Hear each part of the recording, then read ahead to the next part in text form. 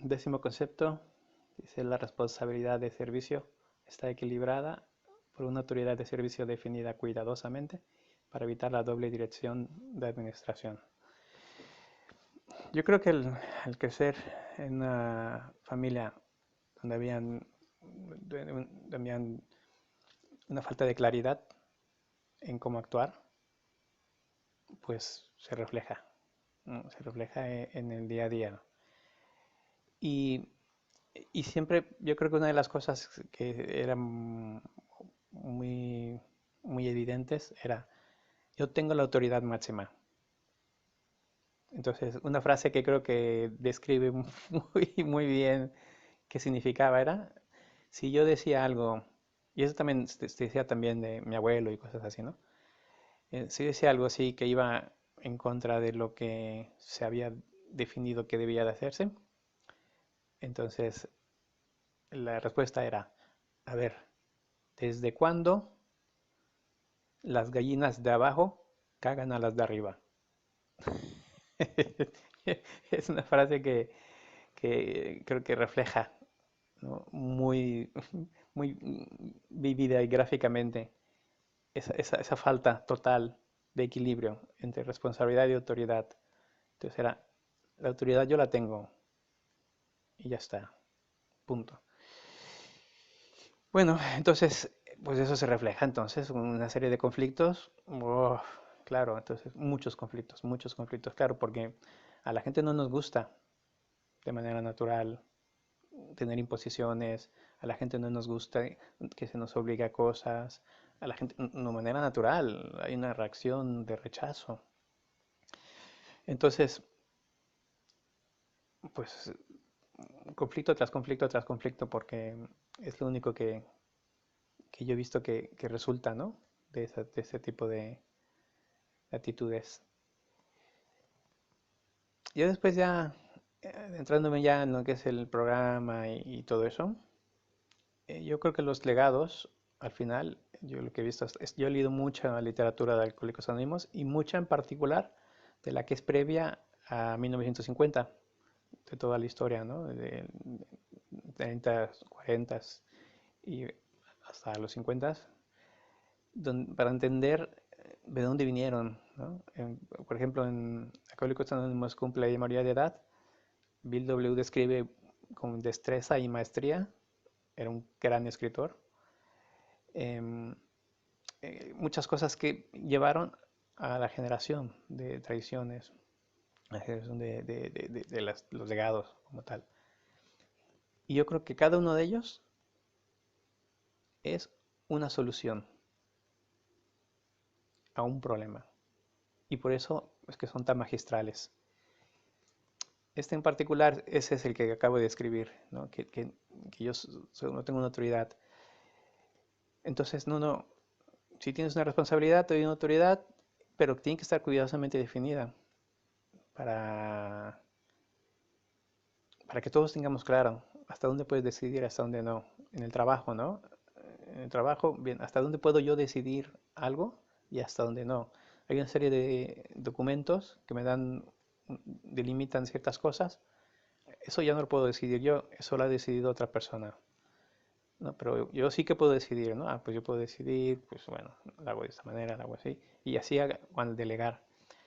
Yo creo que una palabra muy, muy presente que tengo yo creo que de las, para mí más importantes que es en todo lo que tiene que ver con conceptos, es delegar. O sea, la incapacidad tan grande de poder delegar es muy elevada, muy elevada, ¿no? Siempre se habla del triángulo inverso, ¿no? Eh, que es atípico, ¿no? Pero entonces, y se trata de que conforme se está delegando, se le está dando confianza a la persona y después se le da libertad a la persona de que lo haga de la mejor manera. Pero si no se me pregunta mi opinión, o si no se da una situación natural para que yo dé un comentario, porque a veces en una reunión de un comité, pues se presta, ¿no? Se prestan, son momentos que se prestan para decir cosas. pero depende mucho de cómo yo lo diga, depende mucho de la sutileza, las 5 guías de la comunicación, por ejemplo, ¿no? Que están viviendo con alcohólico sobrio, ¿no? De cómo lo digo, de hablar de mí, o sea, mucha mano izquierda para que, para que haya una mejor posibilidad de que el mensaje llegue a la persona. Porque si la persona no ha preguntado, ¿qué opinas?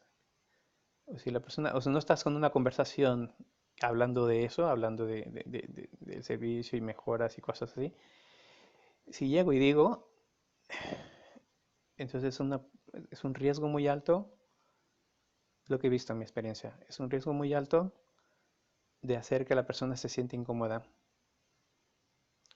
porque es ver a la persona, que ha habido algo que no está haciendo bien. Pero si la persona no está dispuesta o no está preparada para poder verlo, entonces puedo causar un daño. Y lo he hecho, y eso lo he visto. Entonces, yo he tenido que aprender a ser muy cuidadoso y muy observador de la otra persona, porque eso no lo hacía. Antes lo que me dedicaba era a querer convencer, a poner mi punto, o sea, lo mismo que yo había visto, ¿no? A cómo se gestionaban las cosas. Entonces, me he puesto yo a observar con mucho cuidado, cada vez más, eh, la reacción. ¿Qué es lo que a la persona está mostrando interés? ¿No está mostrando interés? ¿Está receptiva? Siento, hay algo dentro de mí que me dice que puedo decirlo y que es natural, que va dentro del flujo de la conversación o de los acontecimientos, o estoy forzando yo para que sea de acuerdo y metiéndome en lo que no me importa, porque al final es meterme en lo que no me importa. Eso es lo que es al final. Entonces, ser muy, muy, muy, muy, muy cuidadoso, ¿no? Con eso. Para dar a la persona su autoridad y dejar a la persona que lleva a cargo su responsabilidad también. Porque sí, y lo que pasa es que también siempre me metía en todo porque yo quería que todo saliera bien, porque así debería de ser, porque así es como corresponde. Pero al final te estás metiendo en todo el mundo. eh, una frase que a veces oigo mucho es, mira, no quiero meterme en tu servicio, pero, o sea, pero, entonces, no, no, es que te estás metiendo en tu servicio, ¿sabes? O sea, entonces, pero ¿cómo lo haces? ¿Cómo lo hago? No, bueno, entonces hay que buscar maneras, hay que buscar estrategias. En lo que son los conceptos también, en particular, es algo, es bastante complicado, incluso también porque muchas veces estamos acostumbrados a dar autoridad y le damos la autoridad a la persona, y yo lo que veo es que uno mismo es el que tiene que decir a veces, no, no, es que esa no es mi autoridad ni mi responsabilidad. En alguna ocasión he llegado a ver en una asamblea de alguna persona presentándose a un servicio y alguien por ahí de la OSG o custodio que no quedó claro quién, pero no, pues o sea, en las guías están definidas eh, eh, una experiencia deseable, ¿no?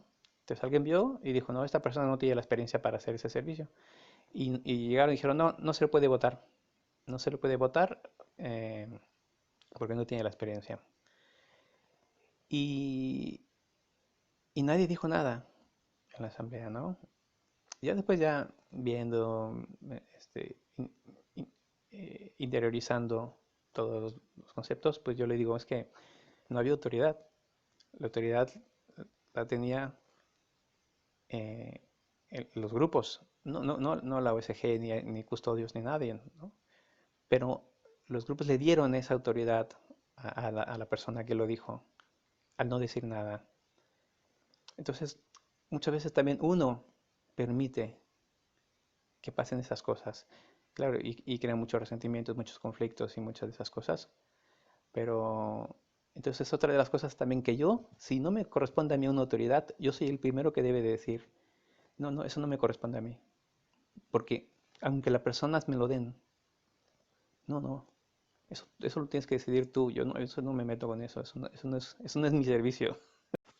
En este caso, quien tenía la autoridad para votar eran representantes. No, alguien de la OSG o custodio o quien sea, ¿no? Porque no, la responsabilidad no correspondía. Entonces, y a fin de cuentas, pues es al final una fuente también de conflictos. La persona se siente a su vez pues una persona que quiere servir, que no, que se le trata de esa manera, pues puede ser muy complicado volver a retomar una confianza para atreverse a hacer cosas, ¿no? Porque se llega con la autoestima muy dañada y entonces por eso es muy importante entonces que cada quien respete su ámbito su ámbito de responsabilidad, su ámbito de autoridad y aunque no, y aunque otras personas también le den a uno esa autoridad, uno ser responsable, no tomando una autoridad que no toca.